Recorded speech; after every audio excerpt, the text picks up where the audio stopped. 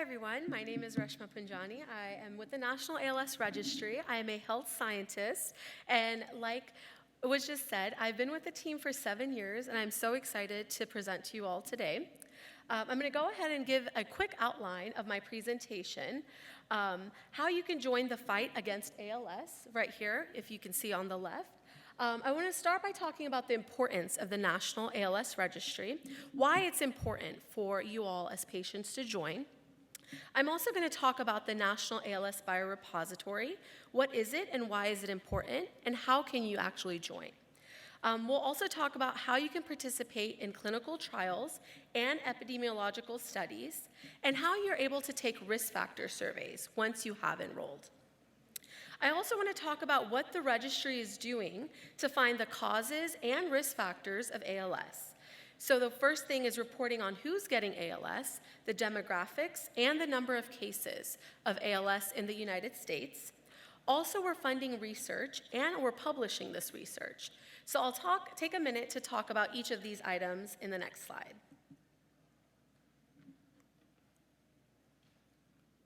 There we go.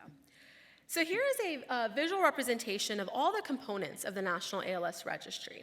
So I'll talk about all of these briefly, and then we'll go into each of these in detail. So the National ALS Registry is comprised of multiple parts. First is the National ALS Biorepository. We also are studying the epidemiology of ALS. We work with partners, and one of our main partners is the ALS Association, and we are so excited to be here for this Florida chapter event. We also look at survey data using the risk factor surveys that you all complete. We also have a research notification mechanism where we are able to connect you to those that are recruiting for clinical trials. And then we also have a research component.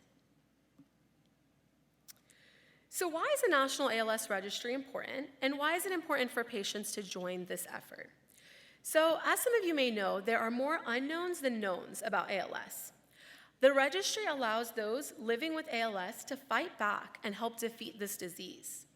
Some of the goals of the registry are to seek what is causing ALS, also to see what are the risk factors associated with this disease. We also report on the number of ALS cases in the United States. And you'll see the word incidence and prevalence. And as a quick refresher, prevalence is the number of people living with ALS in the United States. Incidence is how many people are newly diagnosed every year. So you'll see some of these terminology, these words in my presentation, so I want to take a minute to define those two. So what we do, we are looking at collecting and analyzing data. We also fund external research. We're connecting those living with ALS to clinical trials and research studies, and we also collect biospecimens. So how many cases of ALS are there in the United States? Like I mentioned, ALS is not a reportable disease in the US. So what does that mean? So unlike other illnesses and diseases that are reported to the state level and then the national level, ALS is not one of those. So it's hard to know exactly how many people are living with ALS at a certain time in the United States. So this is important because this is why it's important to enroll and be counted. Like it says, ALS is not reported to state health officials except in the state of Massachusetts. That's the only state where ALS is a reportable disease. So ALS cases from private insurances are currently not captured by the registry as well. So that is why the self-enrolled portal is a great way for patients to enroll. The registry is a surveillance system, and really no system can capture all cases, but our goal is to always improve case ascertainment. The next topic I want to talk about are the risk factor surveys. So once you go to our website and you enroll in the National ALS Registry, you're counted as a case. But what can you do next? The next step is completing the risk factor surveys. So the researchers are looking for clues on what ALS is and different risk factors associated with the disease. So some of the topics for our risk factor surveys include occupations. Are there certain occupations that are a higher risk for ALS? Military service. Why are veterans at a higher risk for getting ALS compared to non-veterans? We also look at physical activity, smoking and drinking. Are these possible risk factors? Also residential history and residential pesticide use. Are these possible risk factors as well? Some of the risk factor surveys also look at traumatic brain injury. Did you get a concussion growing up? Did you have any head injuries? We also look at disease progression. How is ALS progressing? Are you a slow progressor or is it a quick progression? And the last survey we have is open-ended. So this survey allows the patient and the family to input any information that they think may have led to their disease.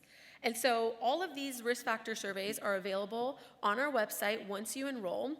And I would like to share with the group, right now we have 18 risk factor surveys, but we just got approved for a condensed version. So if you visit our website in the next 6 months to a year, you'll see a new redesigned survey mechanism, and that will kind of reduce the burden. We heard 18 surveys is a lot, so we took in that feedback, and we are making it easy for you to complete. So these are the risk factor surveys on our registry website.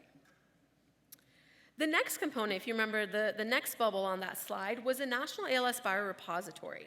So what is a biorepository and why is it important? It helps researchers in the area of ALS really look at different things. So genetics, the identification of genes such as SOD1 and C9orf72. It also helps with biomarker identification, which is an indicator of biological state or condition. So it really helps us examine disease progression.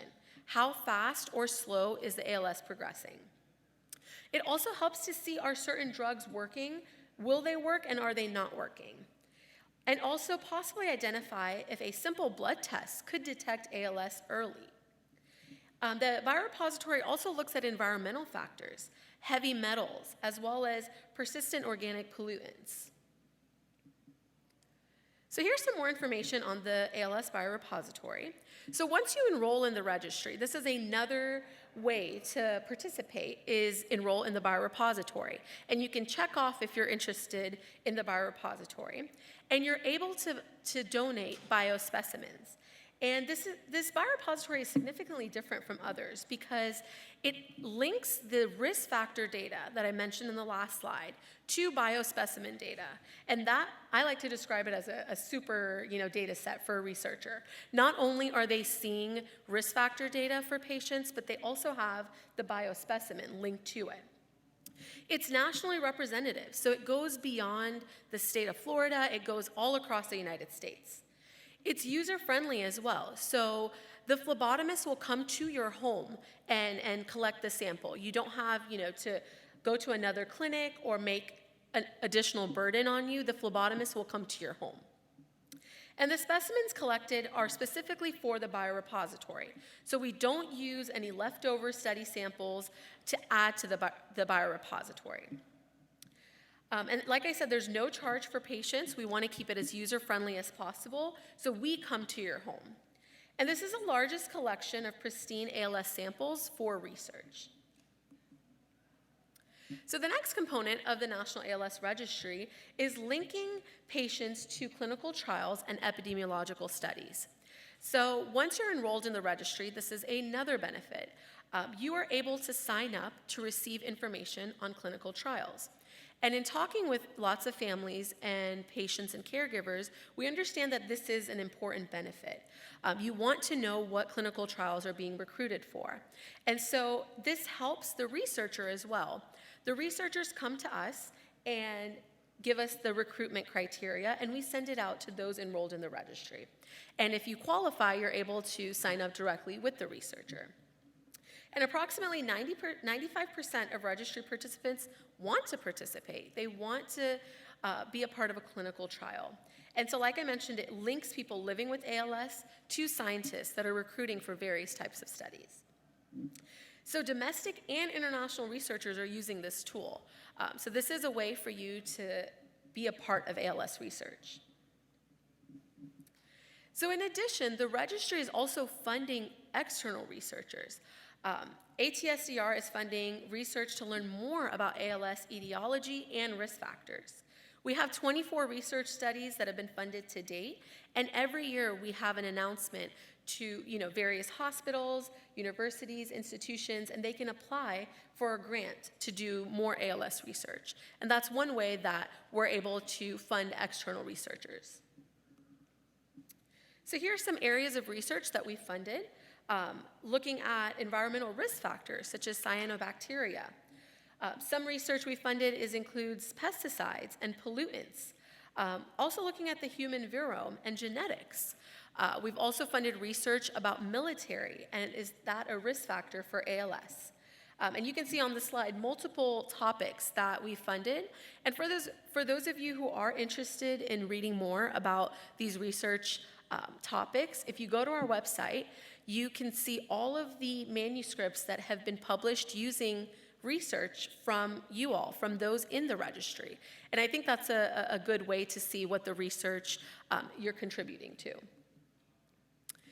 So really in the end, I want to end with the impact of the National ALS Registry. So this is the largest database of ALS patients in the United States for research. We collaborate with pharmaceutical companies and academia to provide recruitment assistance for clinical trials and epidemiological studies. The National ALS Biorepository is also advancing ALS research on biomarkers, genetics, and environmental exposures. Just a reminder, this is very user-friendly, and it's a free system for patients to participate. We're also funding research grants for leading academic institutions in order to learn more about the risk factors and possible etiologies of this disease. We're determining national epidemiological trends, such as how many cases of ALS are there in the United States. The registry is really looking to solve the who, the what, and the why of ALS. And in conclusion, the National ALS Registry and the ALS Association are vital partners with the same goal of curing ALS. And so I'll end off with our website and our email address. Please take a minute. This website has a multitude of resources if you would like to see what the registry is about, enroll, as well as be involved. And our email is also listed on the screen. Thank you.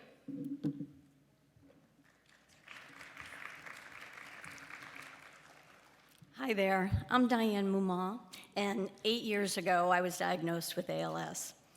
I didn't fit in any of the categories, no military service, no pest control, everything that kind of could give you a path of where this came from didn't apply to me.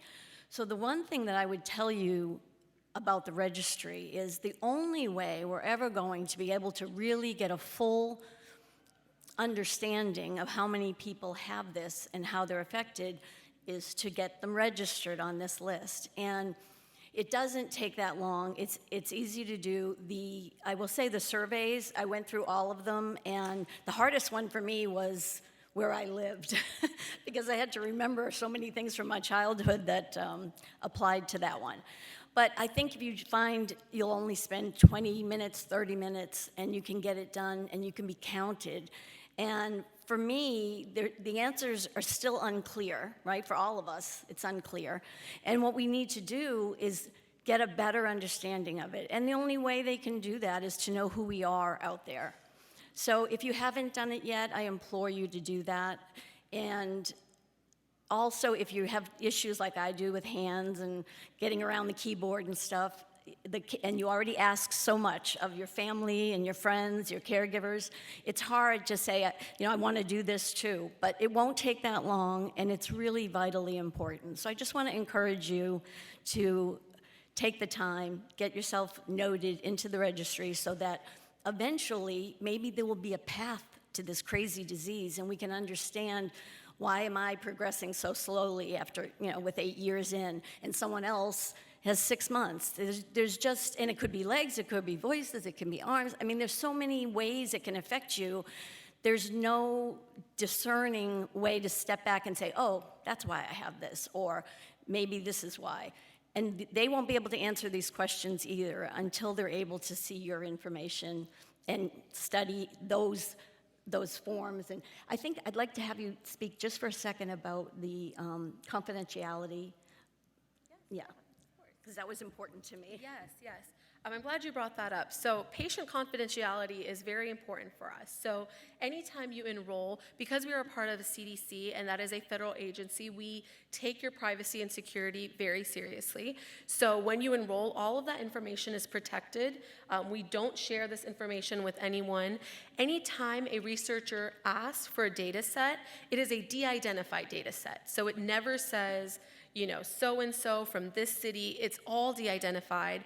Any identifying factors are eliminated from the data set. So we make sure that your information is protected.